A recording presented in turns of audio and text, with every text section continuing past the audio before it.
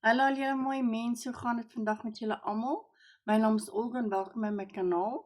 Vandag is dit die 15de Januarie en ons gaan aangaan met Sarah Young se Jesus luister se daaglikse gewyde en ons spring reguit in om te sien wat se versies ons vandag moet lees.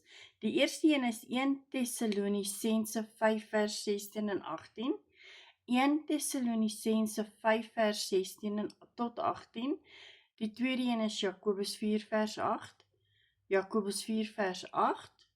En die laaste ene is Romeine 15 vers 13. Romeine 15 vers 13. Kry julle Bybels en ons lees saam. Alright, julle, so in 1 Tessalonisense 5 vers 16 tot 18 staan daar: Wees altyd bly, bid gedurig, wees in alle omstandighede dankbaar, want dit is wat God in Christus Jesus van julle verwag. En die tweede een is Jakobus 4 vers 8 en daar staan: Nader tot God en hy sal tot julle nader. Was julle hande sondaars en reinig julle harte huigelaars.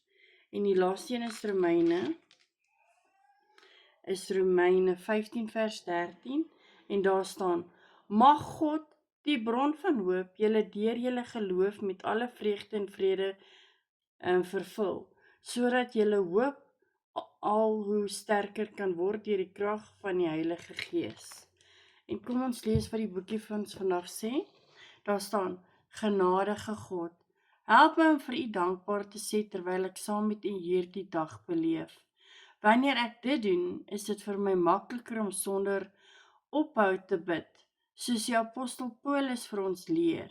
Ek wil graag gedurig deurbid en om in U elke situasie te bedank. Help my om dit reg te kry. My dankgebede is 'n vaste fundament waarop ek my nader gebede kan bou. Dit is ook heelwat makliker om met U te kommunikeer wanneer ek 'n dankbare gesindheid het. As ek my gedagtes met dankbaarheid op U rig, sal ek nie so maklik in 'n groef van bekommernisse of 'n gedurende gekla verval nie. Ek het agtergekom wanneer ek derentyd dankbaar is, raak my negatiewe denkpatrone geleidelik dowwer. 'n Dankbare hart maak vir my die pad oop om tot U te nader, en U glorieryke teenwoordigheid vul my met blydskap en vrede.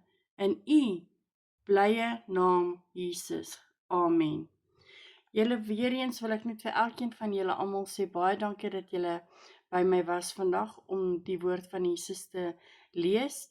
En onthou julle, stuur dit uit vir julle ma's, pa's, oupa's, ouma's en al julle hele familie en al julle vriende.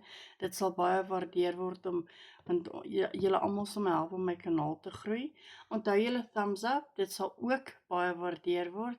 En julle almal onthou, almal het 'n bietjie liefde en Jesus nodig. Bye bye, sien julle almal môre.